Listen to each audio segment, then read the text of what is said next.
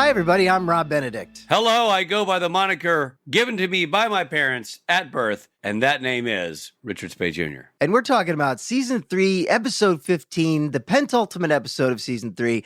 It's called Time Is On My Side. Time is on my side. A song title made famous by a little pop group out of the UK, the Rolling Bears. The Rolling Bears, one of the more popular bands to come out of the British explosion of the 60s. The Rolling Bears. I think it was the British invasion, but sure. British explosion. Now all of a sudden I didn't get the facts right. The Rolling Bears were not part of the British explosion. The Rolling Stones were part of the British invasion, but the Rolling Bears were part of the British explosion. This episode of Supernatural Then and Now was recorded live in front of a virtual studio audience. Damn right it was. And we were virtually there. Do me a favor, you guys, if you're not a part of Patreon, join it. Otherwise, you're not going to see Rob in his little tan hat and glasses, his whole hipster look he's got going. Yeah, or you won't be able to see Richard looking like someone who frequents a truck stop bathroom. Exactly. And if you're missing that, you're missing everything. I mean, yeah, sure, we talk about Supernatural, but my motto when I started this podcast was and is Supernatural, Schnoopernatural. This is all about Rob and Rich. That's right. So join Patreon to take part in live streams, Q&As, and bonus segments. Please do it. You'll be glad you did. Now, on with the program. Rob, why don't you, from memory, summarize the episode?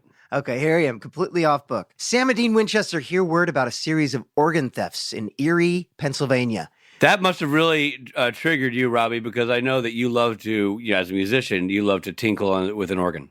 I was like, where's it going? Every now and then. They interview a few of the survivors and discover that the organs were removed surgically. The victims were sewn up with silk thread, and maggots were intentionally used to clean the wounds. Ew. Sucks being a maggot. Very ew. Sam connects these practices to an entry in John's journal about Doc Benton, a doctor from 1816 who figured out immortality through science and alchemy. However, he must replace body parts whenever they wear out or get damaged. Sam thinks this might be a way to save Dean, since he would have to die first in order to go to hell. Yeah, that sounds like a great idea. Zombie Dean. Zombie Dean. I liked when Doc Benton almost got Sam's eyes. I was almost rooting for that. Yeah. Dean believes finding the colt is still the best path to saving himself. Yeah, because he could ride that horse to freedom. That's right. So he connects with Bobby, who tells him that he found out where Bella might be. Oh, joy. Bobby tells Dean to connect with Rufus Turner, an old hunter pal of his. He may know more about Bella's whereabouts. Well, Dean learns from Rufus that Bella killed her parents when she was 14. Yeah. Dean finds Bella and confronts her, but she no longer has the colt. He's angry, but he can't quite bring himself to shoot her. Good. A little sprinkle of morality from old Dean Winchester. Sure. Meanwhile, Sam is able to track down Doc Benton in a cabin in the woods. By the way, what's with all the familiarity? What happened to Dr. Benton? You know what I mean? Like, why Doc? He's just a good old home doctor, Doc Benton. Sam attempts to rescue a girl he finds there alive. However, Doc Benton chloroforms Sam, making him pass out. Oh, man. That's a lot of chloroform to bring down that stallion. That's right. Sam awakens, and he is strapped to a table. Doc Benton wants to take out Sam's eyeballs. By the way, there's a lot of people in this chat who would love to have Sam strapped to a table, and they would also like to take something out that ends with balls, but it wouldn't start with I. Gross. Well, Doc Benton wants to take out his eyeballs. Just before Sam loses an eye, Dean bursts in and stabs the doctor with a chloroform-dipped knife. The doctor tries to reason with the brothers. He can help Dean gain immortality, but the boys don't buy it. They chain him to an old refrigerator and bury him alive. Which really stinks, man. Yeah. I guess, I don't know. Well, we'll get back into that. Bella shows up at Sam and Dean's motel room, intending to shoot them. Sam and Dean are on the road already. Dean phones her and calls her out for trying to kill Sam. Yeah, busted. Yeah. Well, she actually does shoot them, but it turns out they're just like a sex doll in the bed. Very timely inflatable dolls. Yeah. Dean phones her and calls her out for trying to kill Sam. He figures out that she is running because she has failed to kill Sam. Lilith holds the contract for Dean and Bella. Bella made a deal 10 years prior to Lilith. 10 years prior? To kill her parents. Dean scolds her. The boys could have helped her if she had been honest. Yeah. Bella hangs up the phone and she hears the hellhounds in the distance and we can only assume that they kill her. Dean scolds her because it was 1936 and Dean was her headmaster and gave her a stern talking to.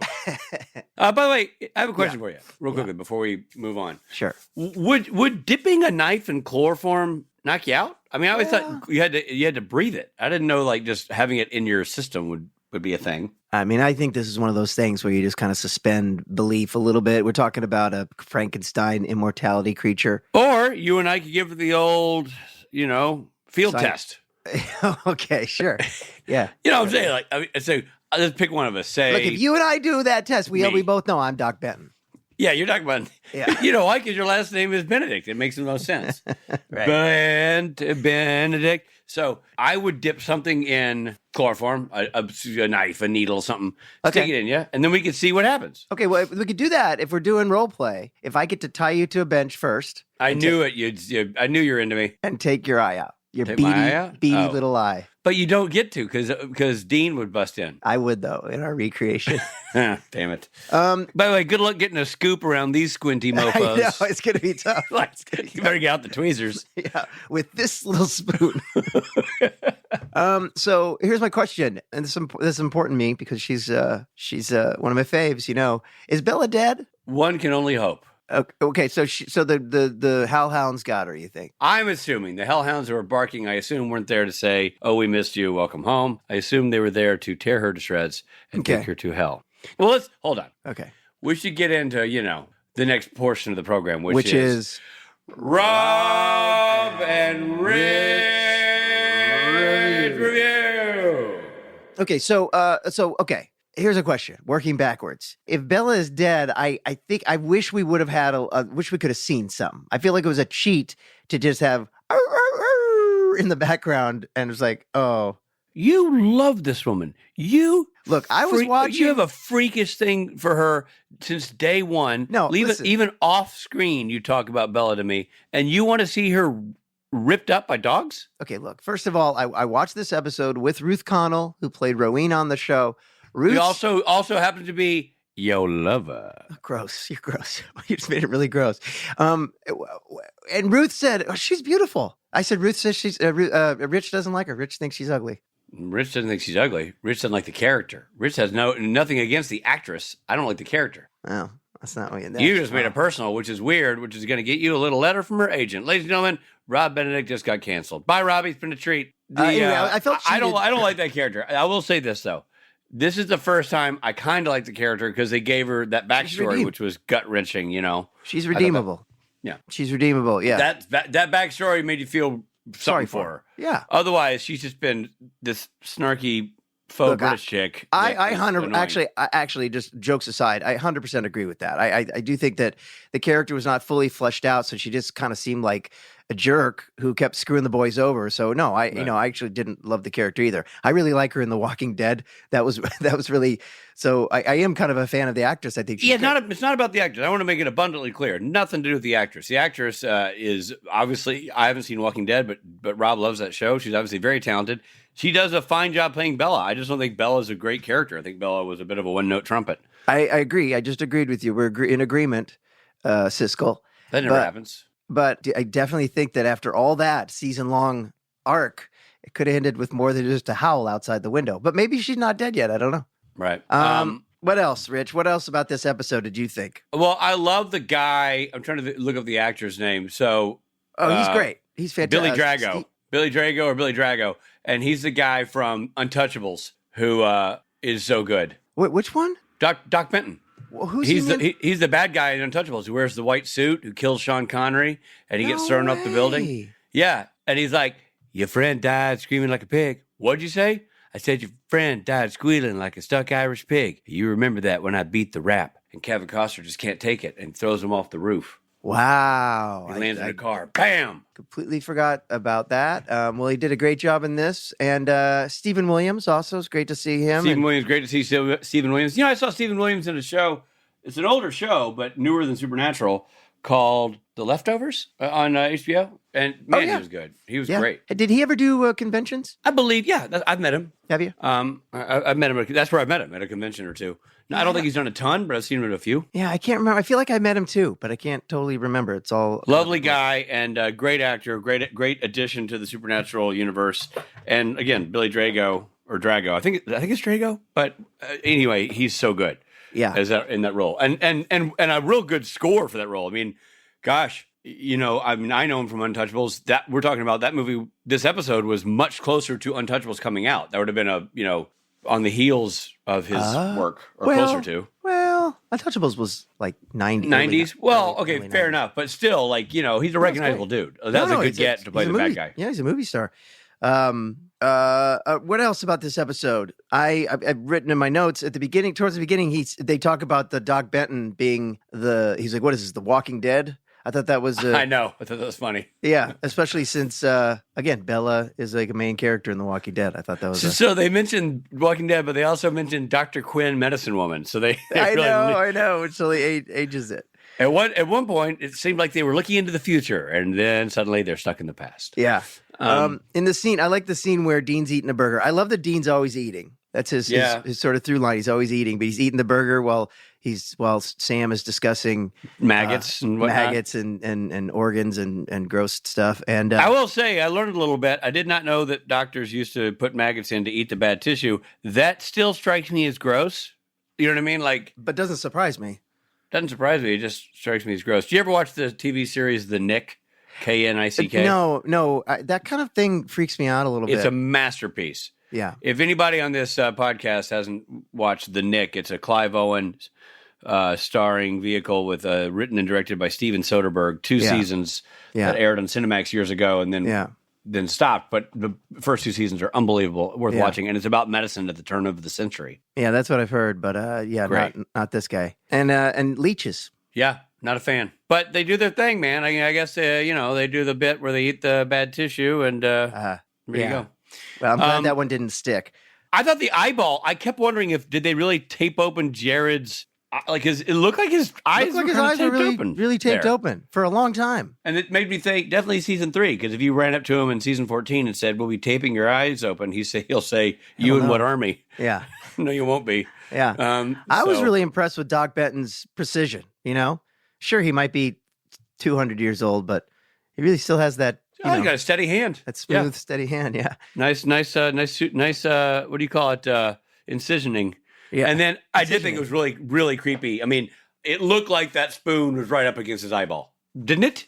Super creepy. Yeah. It looked like that scoop was really right on the eyeball. Yeah. I'm sure that was a little camera trickery, but yeesh. Yeah, I don't know. I mean, I believed it. Yeah. And what was that? Was that like a grapefruit spoon? Looked like a grapefruit. No, I think it. Or do you think it was really an old time? It could have been a melon baller, if that's what you mean. It could have been a melon baller, but I feel like it looked like a medical instrument. Yeah. But they're specifically these grapefruit things that have like edges on one end that you. Yeah, no, I know you're talking about that sort of. But this seems so scoopy. Like, aren't those usually like spoons, or are they? Yeah, I don't know. This I look like a melon baller.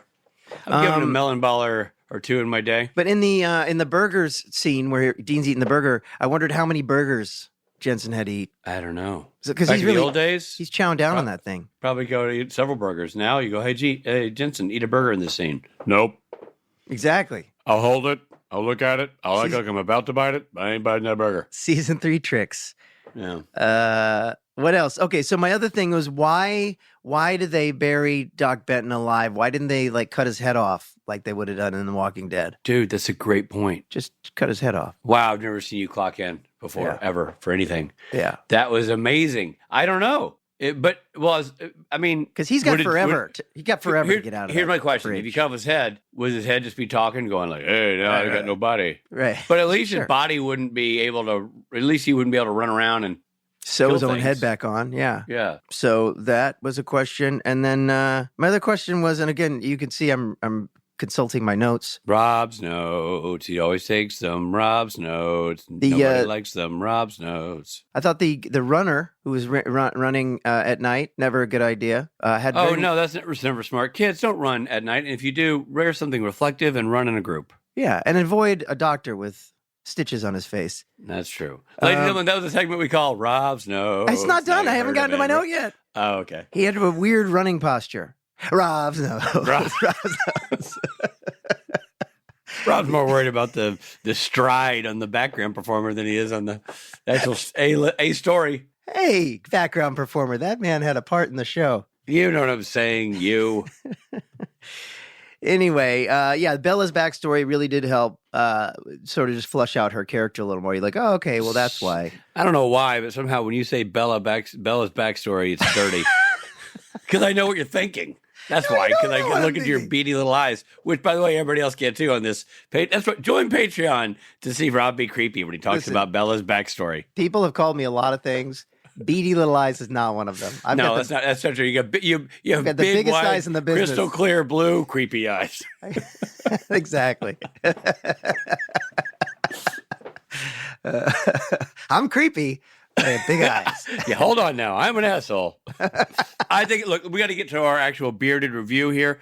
I think it was a really solid episode. I actually say that they redeemed a lot of my frustration with the Bella character by giving her a really interesting backstory, and and her backstory took a turn. Like, when you thought she had done this terrible thing to her parents, you understood why. There's nothing creepier. There's nothing creepier to me than implied pedophilia. Ugh. And incest and molestation. I mean, it's just awful. Oh, God, yeah, totally. It's the most effed up thing in the world to have a brain that does that. And even just the way they shot it, just a grown man walking in a room and closing the door. Yeah. Which, of course, nobody is... I mean, the actors are 20 feet away from each other. Nothing weird. Like, it's a very clever way of doing it. And it tells you all you need to know. Yep. And by the way, I would say that actress who played both young Lilith and the young Bella were both great. Those fantastic. Are brief scenes. They were fantastic. I like the scene on the swing set when young Lilith is like, I can kill them.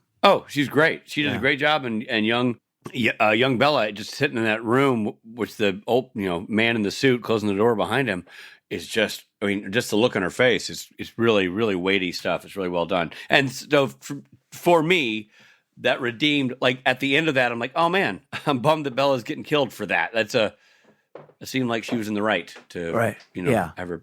Yeah.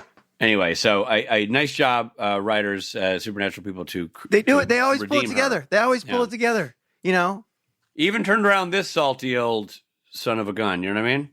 Yeah, you are a salty old son of a gun. So speaking of salty old son of a guns, let's get to our bearded review.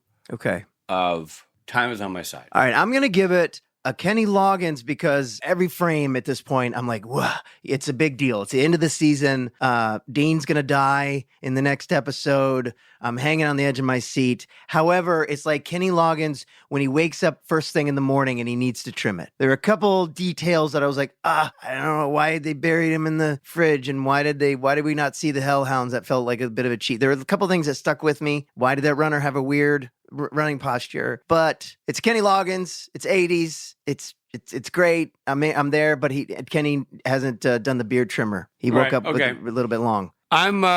I'm going with I'm also not giving it a full Stapleton. And though I enjoyed the episode, though I think they redeemed Bella, and though I think Billy Drago is awesome, I think it was a great episode. But because I hold the show to a high standard and has done some shows that have earned the full Stapleton, and I don't want to just hand those out. I'm giving it the Jim Beaver from Deadwood. Oh, wow. Yeah. We're giving it the old Jim Beaver from Deadwood look. Yeah. Well, I never took a picture of Kenny Loggins first thing in the morning in the 80s, so I can't give you a visual. Right. Like Rich did. He just held up a picture of Jim Beaver in Deadwood. But he played Whitney Ellsworth in Deadwood. Great series on HBO, worth going back to watch. And Jim Beaver has a nice Old West sort of prospector beard. It's not out of control, but it's a little Old Westy, right? He could use a little trimming, a little cleaning up, work for the character. Yeah. It's nice and full. It's got a lot going on. It paints a picture of the man, but it could use a little bit of shaping. So that's it. I'm going to go with a very strong review. Yeah. A Jim Beaver from Deadwood beard. Not a Stapleton, but still a nice, solid review. Yeah. All right. Well, I stand by it. I stand by a Loggins that needs a trim. Yeah.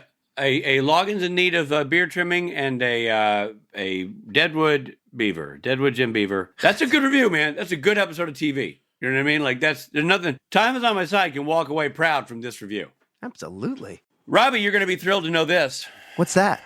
We have an awesome guest for today's episode. What? Yes, we do. We have Shannon Coppin.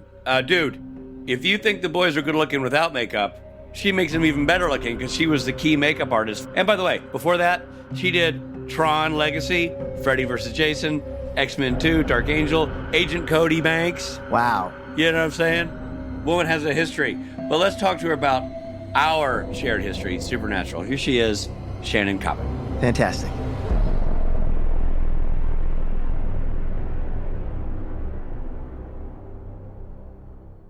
Ladies and gentlemen, our guest today, makeup artist extraordinaire, somebody who had their hands all over Jared and Jensen's face for the first several seasons of the show.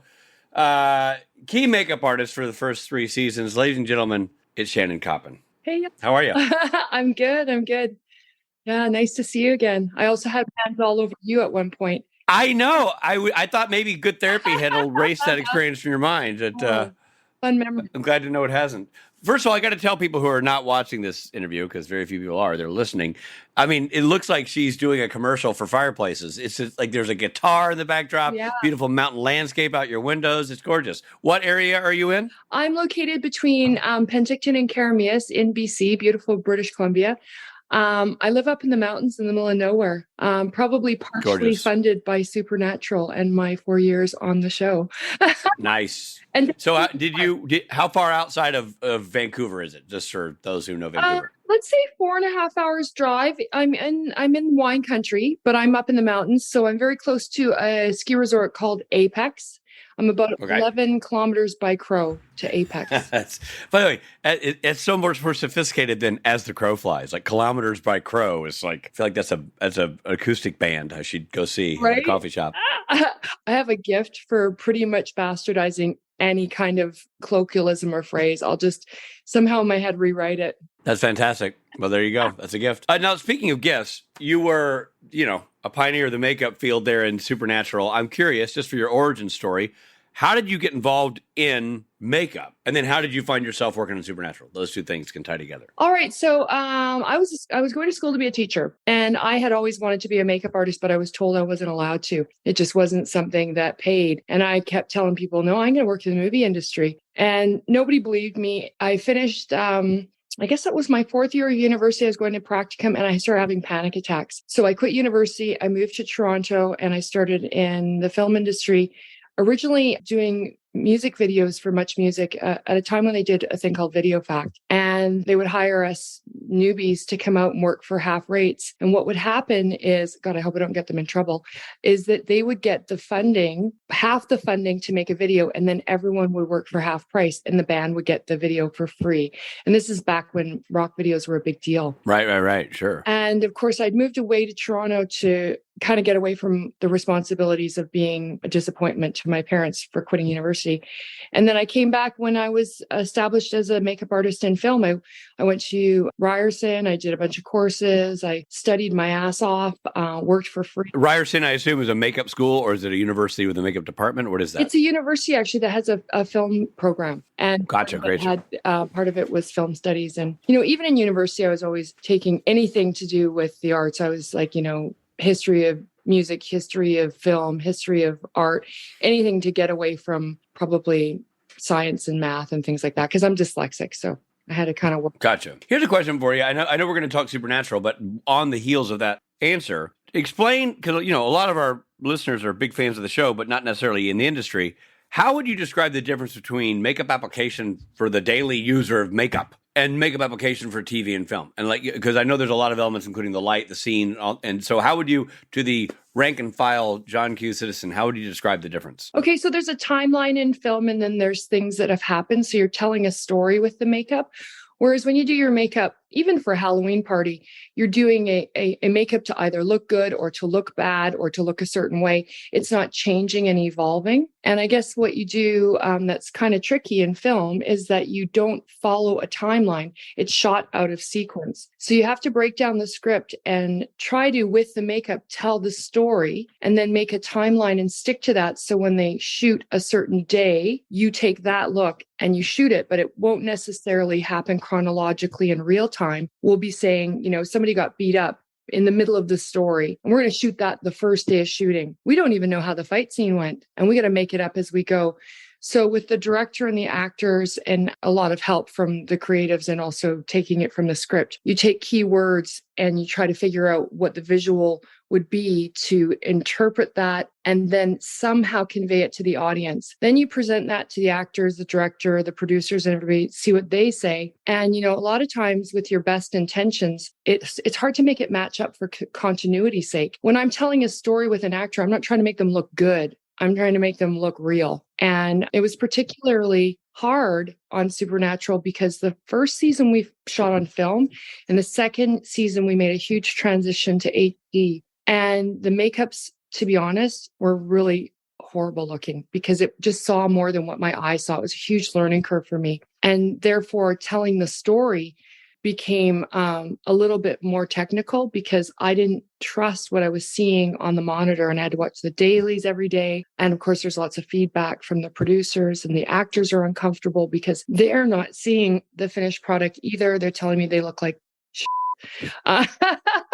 which unfortunately with HD at the very beginning, we didn't know much about it. We're kind of fumbling our way. So there was a lot of really crazy stuff going on. Number one, that when you look in the mirror and you do your makeup, you leave the house and the lighting is pretty much the same. Maybe it's a little heavy for daylight, maybe not. You need a little more for nighttime. But when you're filming on HD, the lighting and the processing changes the makeup entirely. You have to work with the DOP. You have to work even with the art directors because the lighting and the color in the room changes the saturation of the makeup. I did makeups that you couldn't even see. And then I did makeups that looked horrendous because they were so in your face. And it's a huge learning curve because what they do also with color timing, and people, this may be too much information, is they want a certain look for Supernatural. So they drained the saturation out of it and then they bumped up quite often the contrast, which totally changes the makeup. And it's my job to watch the dailies, or was my job to watch the dailies and really try to keep up with that stuff. Right. And so for people who are listening, the dailies are a copy of the footage that was shot the previous day arrives in your inbox. Or in the old days, I guess it came in CDs or DVDs, but now it comes in links. And so you can watch what you shot the very next day because they process it if you're Canadian, and it arrives to you and you can review what was shot. So now, what's the relationship, and this can be specific to Supernatural or in general, however you feel it plays best, between you as the key makeup artist working day in, day out with number 1, number 2, number 3 on a show, and the special effects team who come in and do certain makeups? Like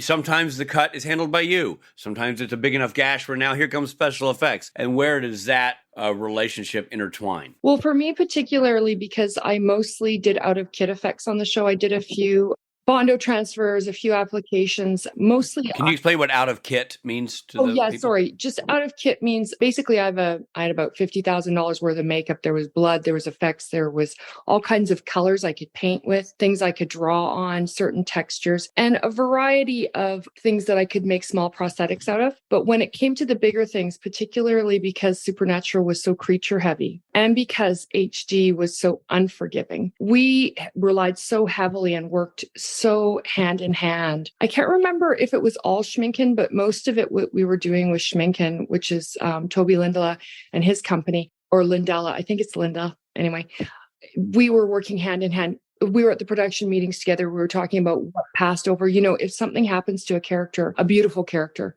and then they have to have a huge prosthetic. Well, I don't have time, nor do I have the skill, to be honest, to pull that off, plus get the guys ready, plus break down the script, plus do the budget, plus. So being a head of department, you just throw your ego out the door. Yeah, maybe I would have liked to have done more. I did most of the stuff on the guys because they didn't have heavy prosthetics for the most part. Right. They did in a few episodes and it was really hard on them. They do super long hours. I can't say enough good things about the special effects people.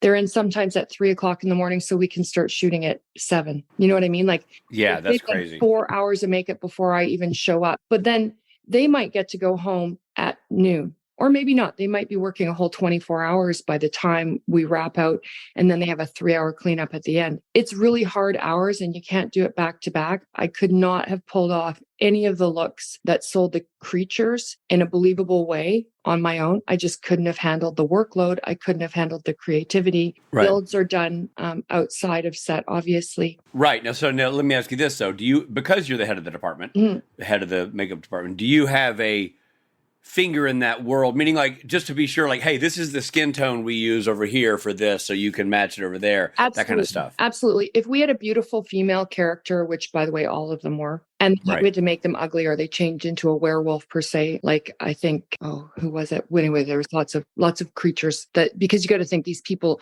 are beautiful, but really they're something else. Right. And when we transition those people, I still have to do their beauty makeup on top of the special effects because I've got all the products, right? And I know what it looks like. I know how to transition it onto the prosthetic. And I'm not saying that lots of prosthetic artists aren't amazing at what they do, plus do great makeup. Yes, but if they're coming in for their day or their couple of days, they weren't there for the preceding days where you set a template for this person's face. And then you also have to imagine that there's a lot of other things that have happened to this character that I've built up, running mascara, or with the guys, lots of times there was bruises and other things. So they would do their thing and then I would still do my thing. And we got along great. I had such an amazing experience and such an incredible respect for special effects artists because I got to see how hard they work and how talented they are and doing things that I honestly just don't have the hand for, or maybe I have the hand for it, but I don't have the experience to do it in a timely fashion. Right. Yeah, sure. Of course. And so to that end, how many people on a normal day, how many other makeup artists were in that trailer? It was back in the day when we did a lot ourselves. I'm going to say, especially since COVID, there's been a lot more makeup artists working. We had in our trailer, I'm going to say we had 8 stations. So we could have up to 4 makeup artists, I think, per day. Generally, I had myself, an assistant, and maybe a day player.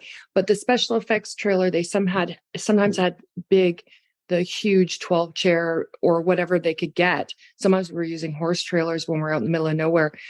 I think the most makeup artists we had one day was 14 or 15. Woo! But that's been big compared to, some of the other stuff I've worked on because so much has changed since COVID. Like everybody has to have their own artist, Right. And things have really changed. But back in the day, because I'm old school, our first season, it was just me and my assistant and maybe 1 prosthetic or 2 prosthetic people. When Jared and Denson sometimes would be shirtless or not, or like open shirt to either show a tattoo or for whatever reason, A, do you do that tattoo work? And B, do you have to then apply body makeup of any kind on them? Yes, absolutely. There were some tattoos that I did. I think there was also some Bondo transfers. I'm trying to remember if we're talking about season 3 necessarily or just in general. I did all their body makeup. The guys worked out. They were like always buff, but there's a certain amount of enhancement that you have to do just to tell the story. And they worked endlessly on set and then did their lines and then went to meetings and rehearsals and press and to the gym. But, with the help of highlight and shadow, you can bring out their hard work. And so we used a spray tan a lot of the time. I remember particularly we did a tattoo on Jensen. It was an intricate tattoo. I'm not sure whatever happened with it after I left the show, but it was on his back and it was a real hard tattoo to match up. And now, of course, we have better ways of doing it. I did that tattoo. But now tattoos are easy. They make these stencils, you slap them on, you apply water. But applying the body makeup to a tattoo, that's tricky because you do need to make the tattoo look like it's under skin. Right. Okay. Yeah. So it wasn't a stick-on then at that point. You were drawing them on. Right. We were having the art department craft them. Some of them that we used on the show, we would craft out of sign material, like a vinyl. And then I would put it on and powder the edges. And then I would paint in the design, pull it off, and all the little attachment bits that you have on a sign, like there's little breaker points so it all sticks together. Then you'd hand paint all that in. It was super time consuming. I'm so glad that doesn't happen anymore. When you get the stencils that they used to send us, they were all this really blue, kind of crazy purpley color if you had them made back then. And then you had to hand paint over it with, your blue tattoo color. And then you had to airbrush over that some skin. So it was really lengthy process. Now, when I look at tattoos, we generally have them on this paper that you just add water to, and they stencil on just like the stuff we had in bubblegum wrappers when we were a kid. Well, so like, hey, maybe we can just make those on giant photocopiers and sell them. And so you can have them designed. Yeah, it was a big time of change for technology in every respect, but for sure, combining the methods that I had at the time and the body makeup was a pretty daunting task. Plus, like we talked about with, the makeup, if you see the makeup, you're not in the story. Yeah, exactly. The goal is for it to go unnoticed, right? I mean, right. Yeah. Okay, guys, hold on. We're coming right back. hey, this is Richard Spate. You know what? It's 2024. It's a brand new year, and I bet you made some New Year's resolutions, and I bet one of them was to eat healthier. Well, you can get cranking on that resolution right now, my friend, with Factor. Factor's ready-to-eat meal delivery takes the stress out of meal planning and sets you up for success in the new year. Skip the grocery stores, the prep work, the cooking fatigue. I'm getting tired just talking about it. Instead, get chef-crafted, dietitian-approved meals delivered right to your door. With over 35 meals to choose from per week, including options like keto, calorie smart, vegan, and veggie, and more, plus over 55 weekly add-ons, you will have a ton of nutritious and flavorful options to kickstart this resolution off right. Forget frantic lunch prep and rush dinner making. That stinks. Factor's 2-minute meals, yes, I said 2 minutes, are your secret weapon in the new year. You get to fuel up fast with restaurant-quality meals all delivered right to your door. It doesn't get any easier than that. And Factor now offers loads of snack options like breakfast, smoothies, juices, snacks, and more to keep you going no matter what's on the schedule. So I know what you're asking. Rich, how do I tap into this Factor magic? You head to factormeals.com/SPNTAN50 and use code SPNTAN50 to get 50% off. That's a lot off. That's code SPNTAN50 at factormeals.com/SPNTAN50 for 50% off. Make that resolution happen now and make it happen at a discount. Fantastic food that's healthy and delicious and delivered right to my door. Now that is how you start the new year off right.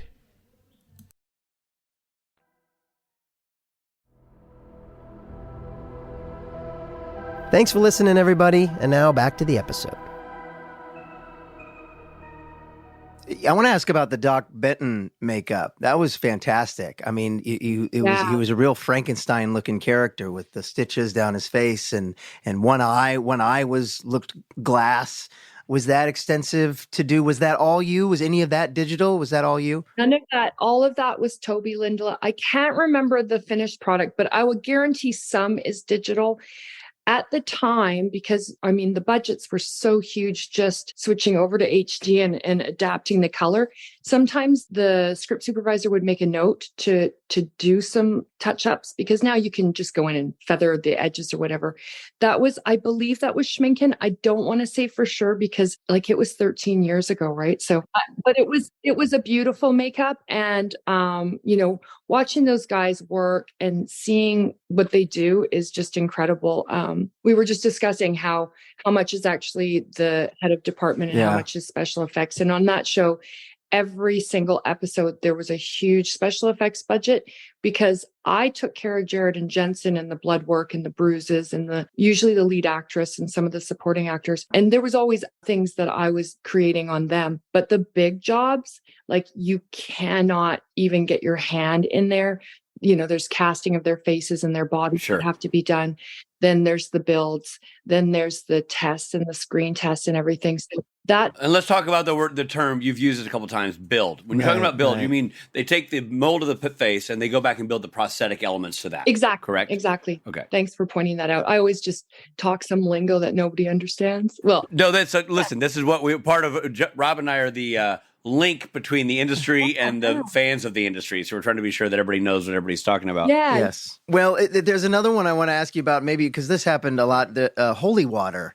There was. Oh, yeah. Do you remember holy? Like they have, at the beginning, they're throwing this holy water on this demon, and that's got to be kind of a nightmare because water's getting everywhere. Do you remember dealing with that? Yeah. You know, the interesting thing is because, like, you know, the sizzle and the smoke and everything Sure. is CGI. Right. So you don't have to worry about actual keeping track of that.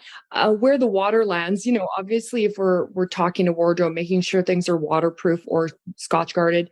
When I do a makeup, I've read the whole script and I know if I have to make it waterproof. And I know what I have to do to make it look the same, but be waterproof.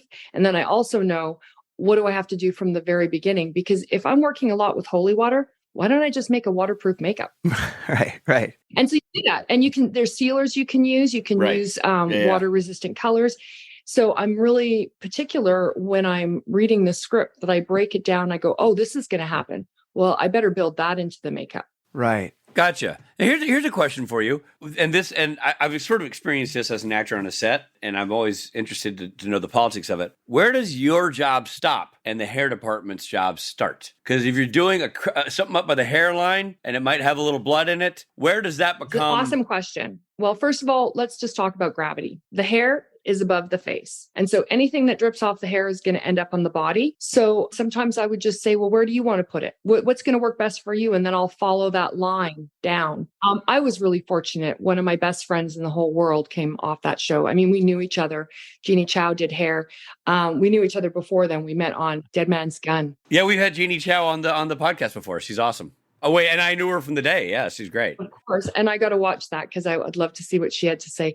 But a lot of times in the production meeting, we'll develop a story. And so if there is a head wound, and head wounds bleed a lot, it starts in the hair and she takes care of that because she's got to clean that wig or wash that hair at the end of the night. And then we'll talk about, well, what product are we going to use? And we'll both use the same product. And then, of course, we have to use a product that's clothes friendly. Right. So where hair ends is if it's off the head and there's a joining part from the head hair to the sideburn becomes makeup and the beard becomes makeup, and anything obviously below the head is makeup. Mostly I remove hair. I don't add it, but you know, special effects people have to add hair if they have it growing for some crazy reason for werewolves or whatever. But you work really so much hand in hand. Generally, I would do my makeup touches before the hair because then the hair gets placed over it. Sometimes you don't have time, and I would just go under, do my touches and just like trying to replace the hair and say, hey, Jeannie, does that look right? And, you know, she's busy with one person, I'm busy with another. She'll go a little to the left, a little to the right. Or she'll say to me, hey, you know, the blood didn't match. I just joined it. Is that okay? Thank you. Yes. We work together so tight. It's not always the same with makeup artists and hairdressers. There's often a little bit of tension, but I was super lucky. Yeah. Super lucky on Supernatural. For Boom. Sure. I was so lucky. So and I know you talked about the special effects element of the Doc Benton character. When that is being conceived, though, when it's just on paper and it's just described, that's not necessarily dictating who does what yet, right? Like it has to be decided. Because sometimes you might take a character like that and maybe it does fall under your umbrella. So at what point in the development process or in the breaking down process do you go like, oh, this is going to be more complex. We're going to kick this over to special effects. So where does that conversation have? Also, I have a follow-up question to that because that specifically, that character is such a design. Are there ever sketches made? Like, hey, this is what I want the face to look like? 100%. Okay. I'm just going to say one Kim word, Manners. Kim Manners, or two Sure. words. Kim used to make the calls on that. Like he would say, this is what we want. This is the vision. We would send pictures to Eric. Eric would send them back. All the producers would be involved. There would be a lot of artwork done, a lot of sketches done. You know, they have a team for that.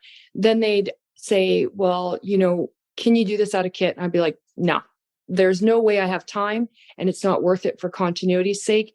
You need to do that with a special effects team. Sometimes it would be so elaborate that right off the bat, I would not even be involved and they would go straight to special effects. And by the time I got the script, they'd already designed all that. And all I had to do was match my storyline to their storyline so that, you know, it all looked like it was flowing in case the person did a transition from a straight makeup into Right. that, then I collaborate with the special effects people. But none of that was in my hands. I had very little creative control in the sense that it was decided there's some folklore involved. There's some real strict folklore especially in the first 3 seasons. Yeah. And then there is the director's vision and the producer's vision. And then there's the network, right? So my job wasn't to create, it was to try to create what they wanted and also work within a budget that was reasonable. Because a lot of times, we have these lofty ideas that are going to take 8 hours to put together, and the actors are in turnaround, which means that we can't start filming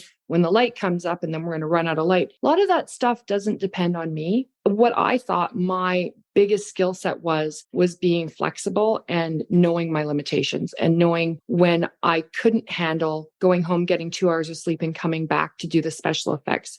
So a lot of times it was just a no-brainer, really. Yeah. But the designs were not mine. Never. The actor and the directors designed it, and then they told me what to do. And if they didn't like it, I'd redo it till they liked it. Interesting. And you made a good point that a lot of these in the first 3 seasons, a lot of the characters were from folklore. So you had to sort of fit it into whatever that idea was. Yeah, and there was lots of reference material for the folklore and probably 10 or 12 interpretations of every single character. So I just got what the director, the producer, and the network had decided on. And then we would meet with the actor. And of course, the actor wants to put a little bit of a stamp on it as well. I tried not to put my stamp on it because that's not my job. My job not to, I'm an artist and I know how to paint and stuff, but my job is actually to take care of the actor, make sure it fits into the budget, make sure that everybody's happy, hopefully make it so that it disappears. No, listen, you mentioned Kim Manners, who obviously was the visionary producing director of Supernatural, who's lauded by everybody who ever speaks his name. One final question. Did you spend a lot of time getting to connect with Charles Beeson on this episode, who is also a beloved figure who we lost during COVID? Highlight of my career. Can you elaborate on that? Yeah. Charles is probably one of the nicest, most considerate directors I've ever worked with. He was an absolute gem with the actors. He had a sense of humor and a softness at the same time. He had an incredible eye, and he had a tiny ego. He just let people shine. He let them do their job. He was just so incredibly pleasant, and he brought such grace, a humbleness to the set. I felt like when he was on set, nobody had to yell. And I feel like he set that tone, just with his demeanor and with his ultimate respect and humbleness that he brought. Wow, that's to the door. an unbelievable description of a wonderful man. I had the good fortune of working with him, but doing it once as an actor is not the same as doing it at the level you did it and more than once, and that speaks volumes. And you echo what so many people say about him. Just class act from the beginning to the end. Terrible loss, but what a great contribution he had to the show. Thank you so much, Shannon. It's this is lovely, and I'm sorry we never got to work together. You were gone, I think, before I got there. By the way, I know when you and I bonded. By the way, I mean, aside from the fact that you did makeup on me, do you remember when that terrible storm happened at the college and we were all stuck inside for hours upon hours? Yes. Yeah. Oh my God. So that was the first episode I ever did, and I remember, and that's how I know you and Jeannie, because we were just sat there for hours, just kind of like going, well, we're stuck inside with the storm going, so let's not get hit by plywood. Let's sit in here and talk. Remember, I said trauma bonding. Exactly. Yes, exactly. It is the bright side of trauma bonding. Exactly. It's the upside. Yes.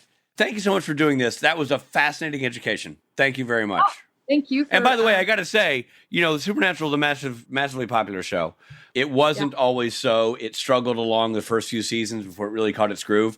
And every single one of you who were involved in those initial seasons are responsible for that show's success, because at any given moment, something could have gone awry. So thank you for your great work on that show. Hey there, this is Jared Padalecki, and I hope you're enjoying the episode. But we got to pull over for a second for some messages.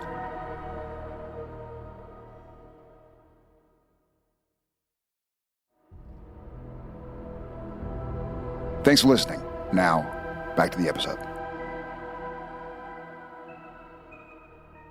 Well, that was terrific. She was so lovely. So you remember working with her? Yeah, very much so. She was my first episode. There was a big windstorm that kept us all stuck inside when we were doing Tall Tales at the university where we shot that. So we were all kind of hunkered down, not shooting for long periods of time. And she and Jeannie Chow and I and several other people just kind of chewed the fat for longer than you would usually on a set because we had this unexpected downtime. Yeah. So that's how I got to know her, and she was just awesome. And I remember thinking, holy smokes, I've never bonded with these department heads on an episode of a show when I'm a guest star. This is crazy. Yeah. But it just speaks to how kind they all are. Exactly. And it highlights what team players everyone who worked on this show was. Indeed. And what a great episode for makeup. I mean, it was a long time ago for her, but having just watched it, just between special effects and makeup, this episode was quite a feat. Lot going on. Yeah, anyway, It was a great interview. And now it's time for Mythology. All right, Dr. Tom Benton. There's a real myth about Doc Benton. Legend has it that since the 1800s, there have been sightings of him around New Hampshire's Mount Moosilauke, which it's a great mount. If anybody knows about great mounts, it's Rob Benedict, Mr. Mount. It's a great mount, and it's... Hey, what's your favorite mount, Rob? Is it dismount? It's a mount joke. I think, that's just weird that's where he is. He's just around Moosilauke, just taking in the mount. He likes to take a dip in the lake. He was born in Benton, New Hampshire. Do you think it's ironic that it's got Moose right there in the title, and he tried to scoop out Jared Padalecki's eyeballs? Ooh. His nickname is also Moose. It's also a weird coincidence that his name is Benton, and he was born in Benton, New Hampshire. And that your last name is Benedict, and Ben, it sounds like somebody wants a beignet. Oh, no, not that. Not that at all. You know what? You don't like that joke? Ben Boo. So he studied to become a doctor when he was in Germany. While there, he became interested in alchemy and secrets to eternal life. Why am I not surprised that the guy who becomes the creepy zombie and fiddles with stealing body parts is German? Yeah. Seems a tad on the nose. Yeah. After graduating, he returned to New Hampshire and became a local doctor. Now, is this true or is this the myth? I don't know. There is an actual Tom Benton from Benton, New Hampshire. Okay, accounts vary, but soon after he returned, somebody close to him died, a parent or a lover. Ooh, pick one. Jeez, that's a pretty wide swath there. Yikes. Ugh. Supposedly, he had a mental break, which I'm about to have. I just had one. Soon, animals and corpses started to disappear. People from town suspected Doc Benton might have something to do with it and went to his cabin in the woods to question him. That never goes well when a bunch of angry townsfolk come out to your cabin in the woods to quote unquote question you. Right. Well, also, nothing good ever happens in a cabin in the woods. Nope. When they arrived, it seemed that nobody had been at the cabin for months. People searched everywhere for him, but he seemed to have vanished. Months later, sightings of him started to occur and have happened through the late 1900s. That's an interesting Doc Benton myth. You know what myths I'm not looking forward to discussing? What? Lilith myths. We're just going to sound like we have no teeth. Lilith myth. That's interesting. That Doc Benton, real creepy. Well played by Billy Drago, and just what a creepy character and what a creepy real guy. Unless, of course, he's been falsely maligned because they never really caught the guy doing anything. You know what I mean? So this whole thing could just be a real bummer if you were just a good small town doctor and now you're like, wait, you think I did what now? The mythology says, huh? Right.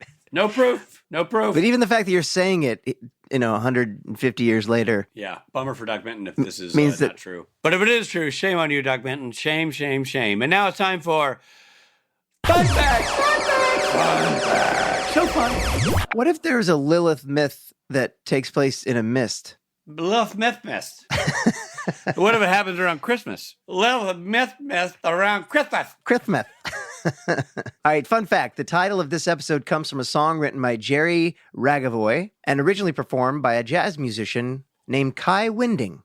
The Rolling Stones made it popular with their cover of the song. I'm going to embarrass myself and tell you that I thought it was an original Rolling Stones song. I knew it was a cover, but I couldn't have told you the details about old Jerry and Kai. What a great song. The story of John Winchester fighting Doc Benton is told in a prequel comic book. In 1983, John faced him and cut out his heart with a chainsaw.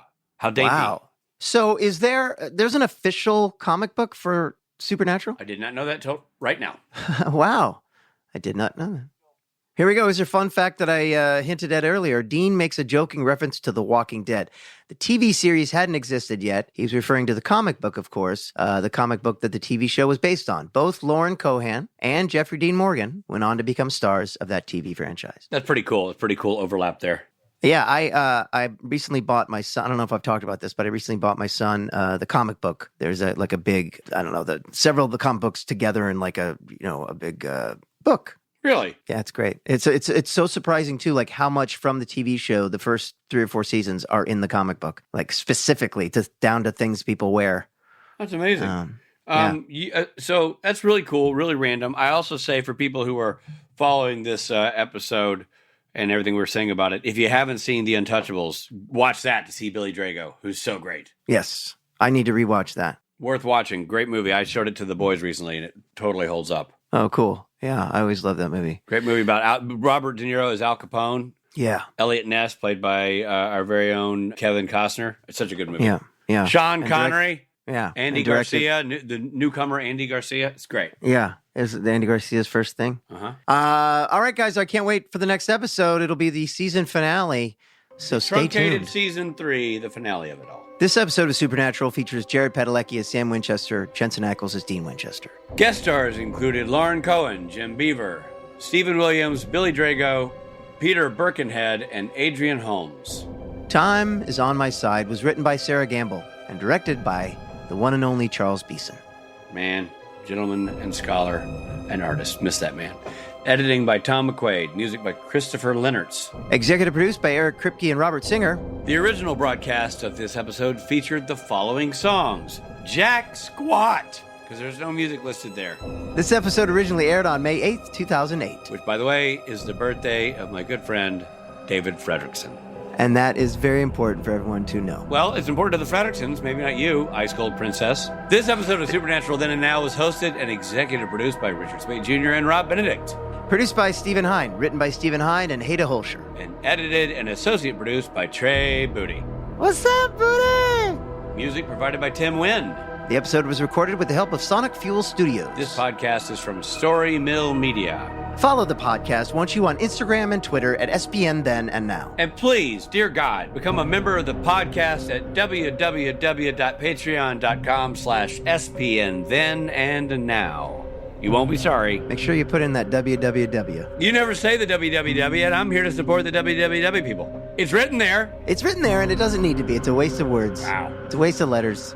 Ooh. The old www. We're going to have to take out our www at the WWE.